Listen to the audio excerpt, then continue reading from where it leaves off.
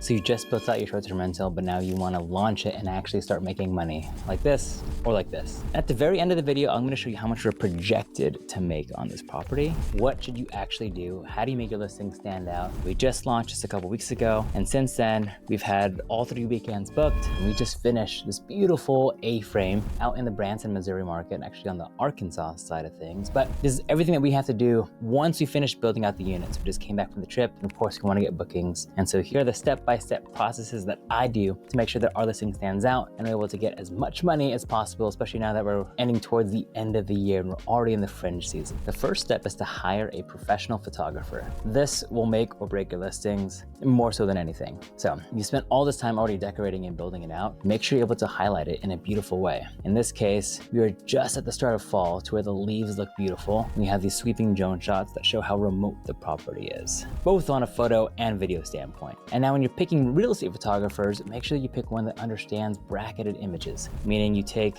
3 to 5 to 7 different images, all at different exposure ports. So that way you can get a fully exposed or have everything exposed at one given time. Now it's not super realistic, but if you look at, say, this image here, you can actually see both the inside and the outside of a window. Now if you try to do this with a normal camera, ordinarily one of these would not be exposed properly. So if your photographer doesn't understand that, you picked the wrong one. Now, once it's all staged and having pictures, the next thing you have to do is build out the listing and make it enticing to really paint the picture. Now, cheat code with AI and things like that, I'm gonna go ahead and I wanna look at, because there are 10 other A-frames in that neighborhood, I'm gonna go in slow season because I know that no one's probably gonna book these dates here, so I can see as many listings as possible. Now I wanna host, I'm hosting for a family of 4. So now we can see all the cabins in the area, including our own, which is fun.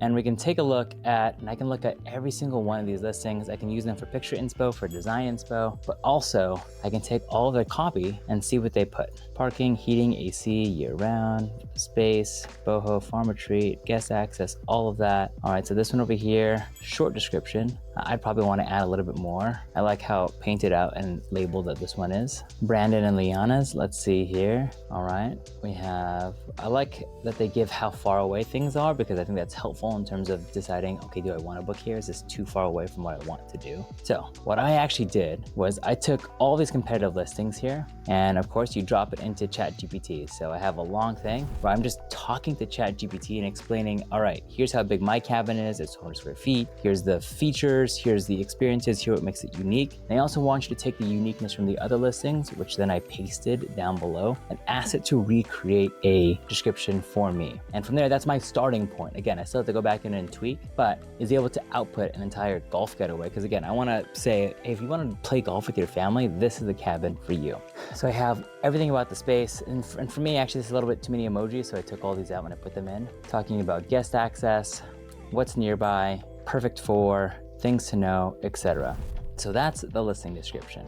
And from there, you upload everything into Airbnb. So if you switch into hosting, you can create a new listing. You can upload all the photos. In this case, I want to make the most unique feature of the property my cover photo. And that has to be that big putting green backed with an A-frame because no one else in that neighborhood has a putting feature. So I want to make sure that that was highlighted and the rest of the photos here were also listed and that you can clearly see which one's which. We then replicate this on VRBO, Booking.com, and all of the platforms. That way those platforms can market it for us. Now, when you think about how you're going to manage this property, I highly recommend you use a property management software like Hospitable. Yes, spoiler alert, this video is sponsored by Hospitable, but as a Airbnb host, as a short-term rental host, I have actually been using Hospitable for the last 3-4 years now, ever since we started hosting. So I highly recommend it, and I'm gonna show you exactly what we do to build out the automations, the communication automations at the end of this video, which honestly is the most important part about hosting, is making sure that you're not stuck to the day-to-day management and that there are programs behind to help you manage and make the most efficient use of your time. Okay, the next part is you have to create a guidebook, something that will give your guests information about the property.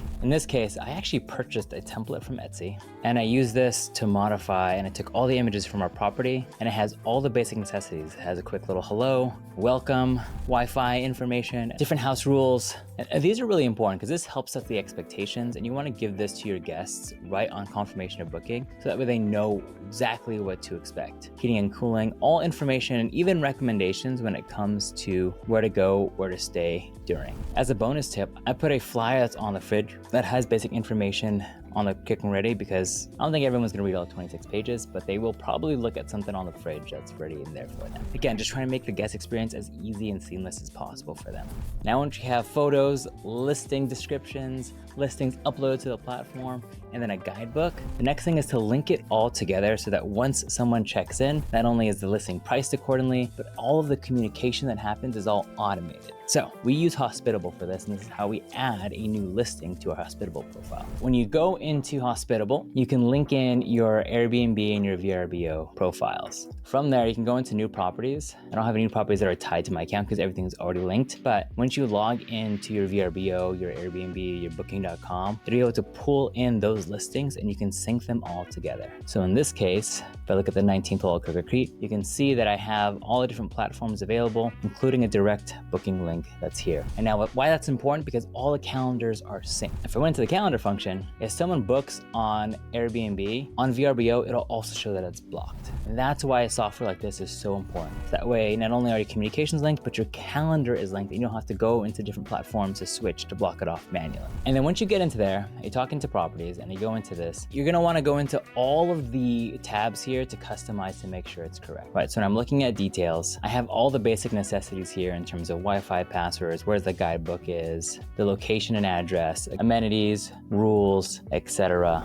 Now, Hospitable also has dynamic pricing, and so what that means is that it'll take into account the weekends, holidays, seasonality. And so if there's an event that's happening in the area and things are getting booked and other people are raising their prices, it'll look at other pricing in the area and then inflate your pricing accordingly. So for example, if we look at Thanksgiving week, Thanksgiving is much more expensive than not Thanksgiving, by 300% actually. Now, because we just launched it, I do want to stack some good reviews pretty quickly. So I did set it to a more conservative, which is actually taking the average pricing that the software shows that it should be, and then marking it down 10%. So I'm doing that just for the beginning until you have a little bit more demand, and then I'll go ahead and ramp this back up. Now, you can also set a minimum price as a floor. I did have that originally, which is actually far below what the area showed. And in this case, again, we're trying to ramp up more reviews to get people to say, oh my God, this is a great place, and get us ranking higher on the listing platforms. So I took this out now, and definitely don't, on a usual basis, want to have 66 as my floor. But for this instance, we're keeping this pretty aggressive.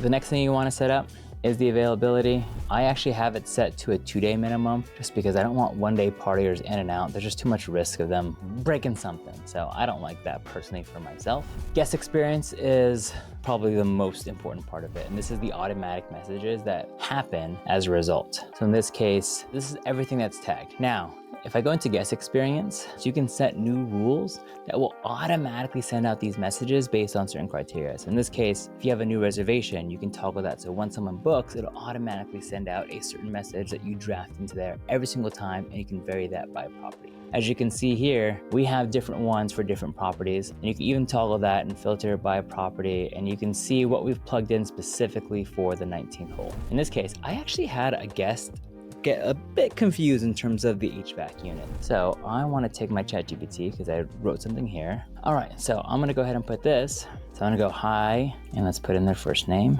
Let's see what ChatGPT got from me here. Each room is equipped with a wall mounted find remote control. Perfect.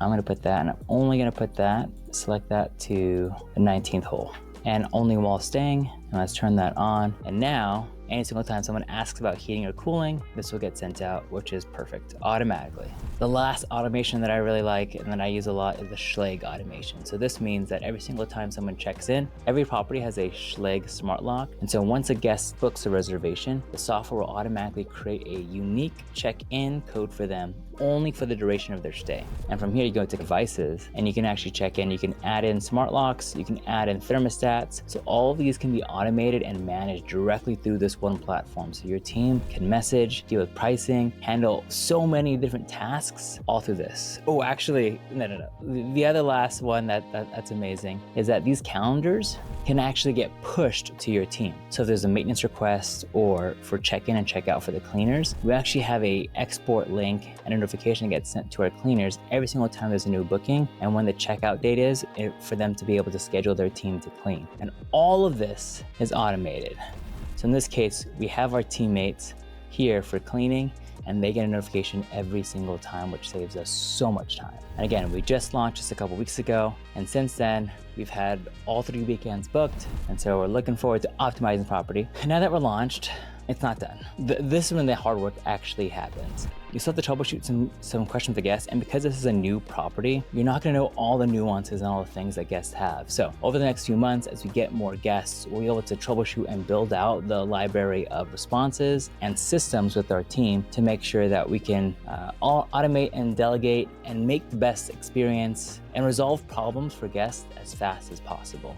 But again, once you get this first template honed in, you can copy and paste it for all the new properties that you bring on.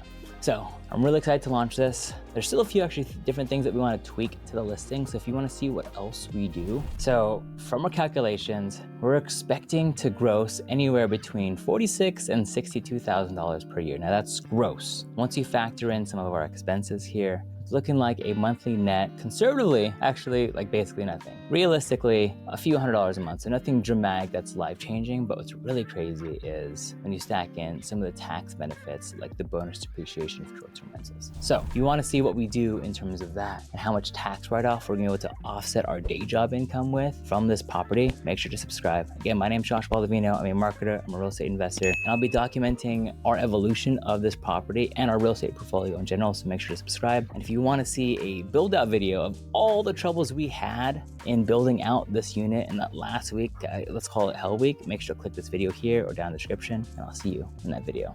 Cheers, guys.